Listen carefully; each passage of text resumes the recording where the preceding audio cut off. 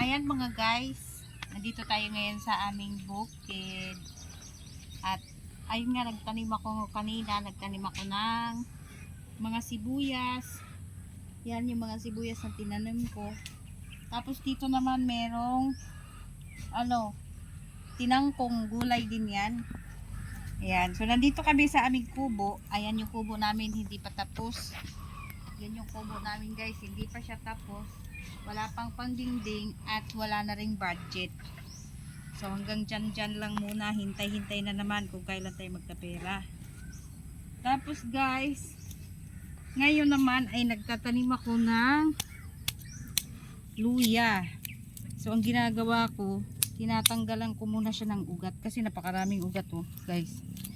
Napakaraming ugat ng niyog at ugat ng kugon. So kailangan ko siyang tanggalan muna ng kaunti para hindi agad tumubo yung kugon. Yan yung purpose doon. At saka para hindi rin sila makikiagaw sa abono na ilalagay ko. Kasi lalagyan ko muna siya ng konting abono. O ayan na guys. Hindi naman natin matatanggal lahat no. Kahit bawas-bawasan lang ng konti, ganyan-ganyan lang. Para hindi naman talaga At yan, itatanim na natin to. Ito yung aking luya. Ang dami kong itatanim oh. Tapos syempre, inano-ano ko na yan. Tingnan natin kung tumubo ba siya. Meron ako ditong kaunti na lang talaga ang natira sa abono ko. Yan, ilalagay natin. Tapos takpan ng tapos itanim na natin siya. Ganyan lang. Ganyan lang magtanim. Ay, ayaw niya tumayo. So ayun yung ginagawa namin guys. Araw-araw kami nandito sa bukid. Kaso lang pagka may live, may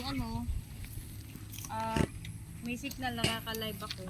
Andyan din yung mga tanim nating herbal. Meron dyan gabon or sambong.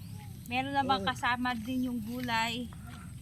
Ayan, likway, may malunggay, may klabo, oregano sa Tagalog, may oregano at saka yung hilbas. At meron ding mayana. So ayan yung mga natin, tanim. Habang ako nagtatanim, yung asawa ko naman gumagawa pa dahan-dahan sa aming kubo. So ganyan yung sitwasyon. Hindi pa tapos. Pero pasaan ba't matatapos din yan? So ayan lang guys, update ko lang kayo sa aking buhay. Yan din yung mga manok namin no, ang kukulit oh. Sila taga-sunod, taga-kalkal. Kailangan ko tong mabakuran para hindi kalkali ng manok yung mga tanim ko. Ayan yung mga manok namin. May mga alaga. Nagdala kami ng pusa kanina kaso lang lumayas. Hindi ko alam kung nasaan na siya. So ayan ang buhay ngayon ni Janine guys. Ayan, ito na yung buhay na pinangarap ko. Nag-uumpisa na ako. At hanggang dito na lang guys ang ating video for today. Thank you so much for watching. Ang dami ko palang kahoy oh. Ayan, dito sa bukid, libre ang panggatong. Ayan, thank you so much for watching. See you again next time. Babush!